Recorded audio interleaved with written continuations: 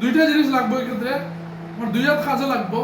Dyna তো আমি soldering আয়রনটা ধরবো পাতাতাম, বামা তো আমি কিতা করবো টুইজার নেব, বেকার টুইজার বা সুইচার টুইজার আপনার কাছে যেটা সুবিধা হয় এটা নেব। বামাতে নেওয়ার পরে এই যে আপনার রেবনটা আছে না,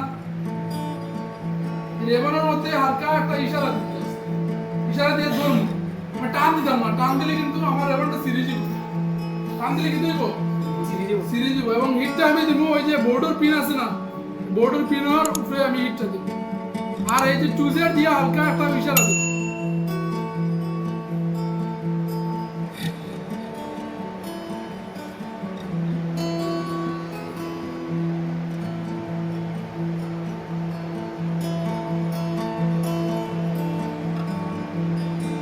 এই সাইডে যদি এক সাইডে দিকে আমার উঠে না, আমি অন্য সাইডে ট্রাই করবো। আর কেউ ক্ষেত্রে সময় লাগতে পারে বেশি, কিন্তু অধৈর্য হওয়া যেত না, যে টান দিয়ে তুলিলাই তুলা করা যেত না।